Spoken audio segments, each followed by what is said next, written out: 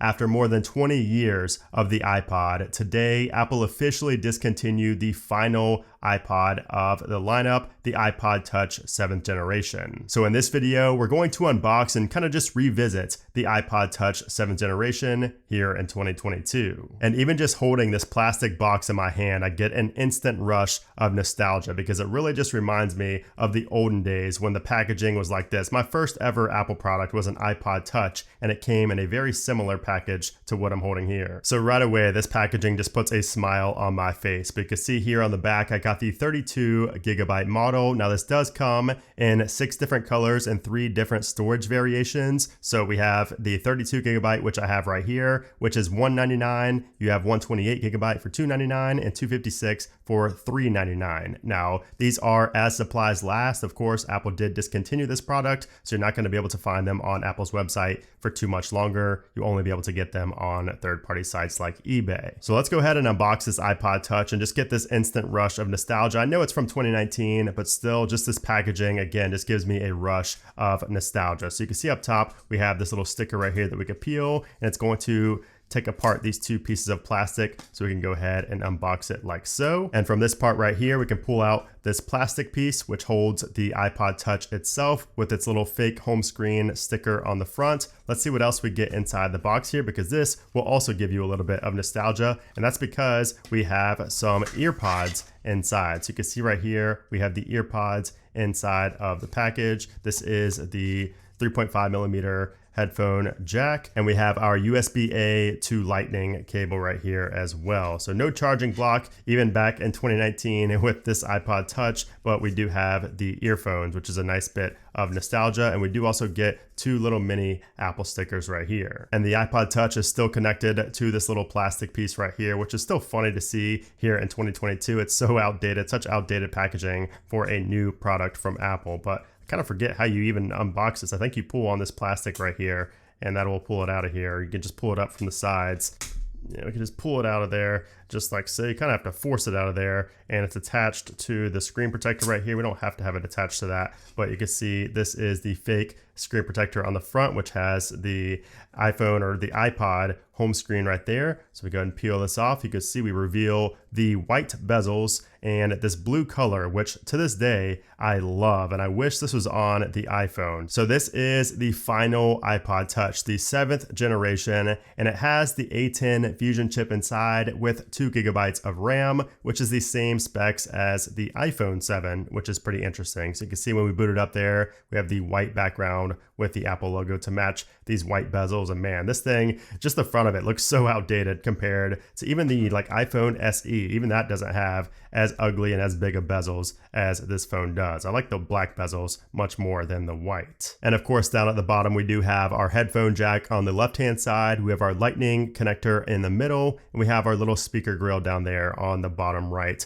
of this iPod Touch. On the left-hand side, we do have our volume up and volume down rockers, nothing on the right side, and up top, we have our power button. And then on the back, we have our measly little 8 megapixel camera. It does have autofocus, but that's about it. It doesn't really have anything else. It can record up to 1080p video at 60 FPS, but no 4K. It can also do slow-mo at 120 if you would like to do that, but the quality is not going to be great on this iPod Touch just because it has regular HDR for photos. It doesn't have smart HDR, deep fusion, or any of those post-image processing, features that we have nowadays. But let's go ahead and go through the setup because I'm curious to see what iOS version this comes on here. So it's actually moving pretty quick, and that makes me think that it's going to be on iOS 15, but we'll have to wait and see because I don't imagine this iPod Touch will be getting iOS 16 if Apple discontinued it. All right, we're just speeding through this, and here we go. We are on the iPod Touch home screen, and that background, that wallpaper is abysmal. I think that is one of the ugliest wallpapers that's on an Apple product by default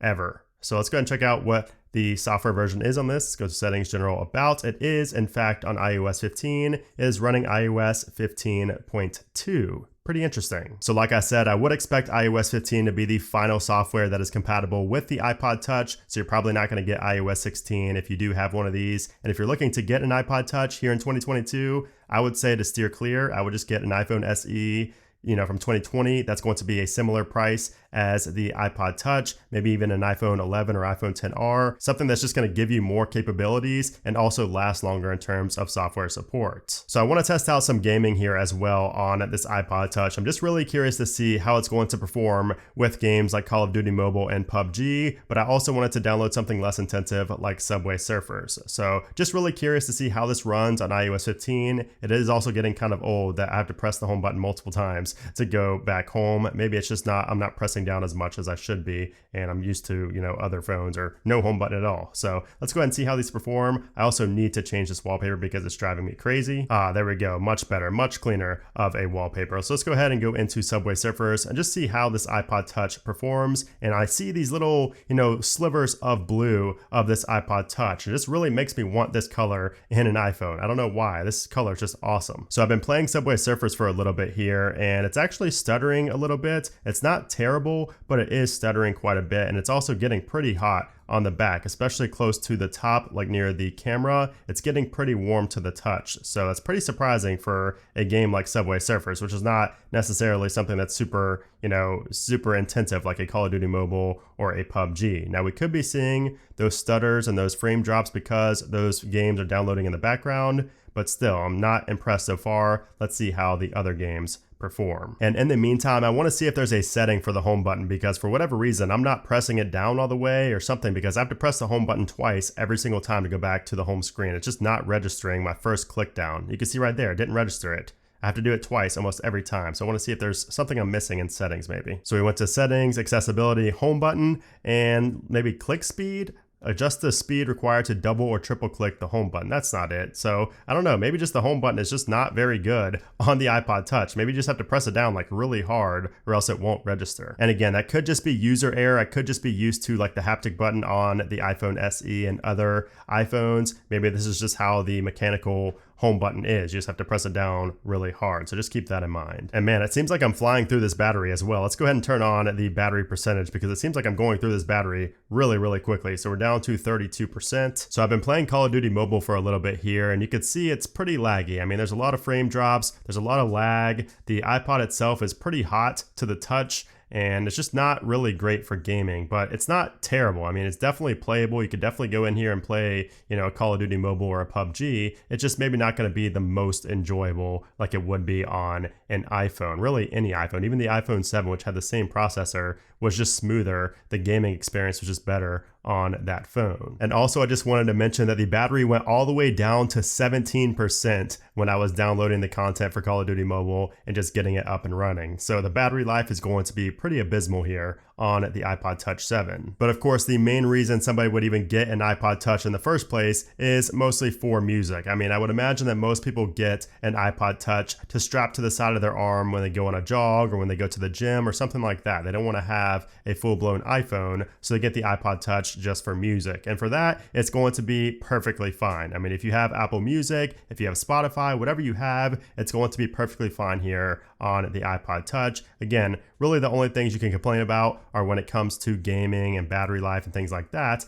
but battery life is not going to drain nearly as much if you're just listening to music. And if you maybe wanted to browse in Safari or just go into the news application to see what's going on in the world, you're also not going to have any issues here. Everything's going to run just fine. There is a little bit of stutter, as you can see when I scroll, but really nothing you're going to care about if you're getting an iPod Touch in the first place. But there we go again. I cannot go back to the home screen unless I press really hard on that home button. That's probably my biggest con I've realized with the iPod Touch, at least in this video. And yeah, I mentioned the camera earlier, but I'll mention it once again. You're not going to really get any type of good photos or video with the iPod Touch. It's going to shoot in 1080p. The photos are not going to look very good. You can do FaceTime calls with that front-facing camera, but again, don't expect your quality to be anything amazing. But overall, the iPod Touch is exactly what I expected here in 2022. And honestly, it's really the same thing I remember, using over a decade ago on my iPod Touch second generation. It's a device that's great for things like listening to music and browsing the web, but that's about where it ends. Anything else you want to do, you're just better off doing with an iPhone. And especially nowadays in 2022, where you can get,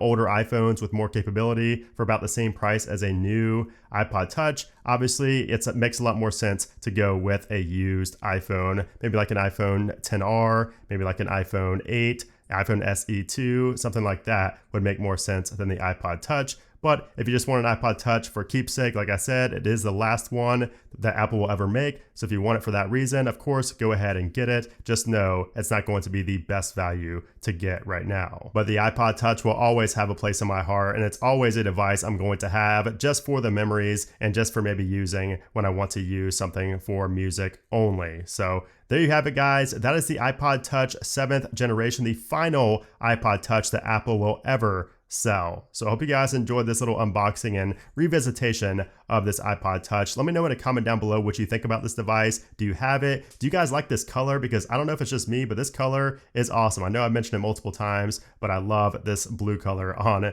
the iPod Touch. But yeah, let me know what you guys think about this down in those comments below. If you would like to see more videos like this, make sure to subscribe to the channel. Also, right down below next to that like button. But anyways, guys, thanks again for watching, and I'll see you soon.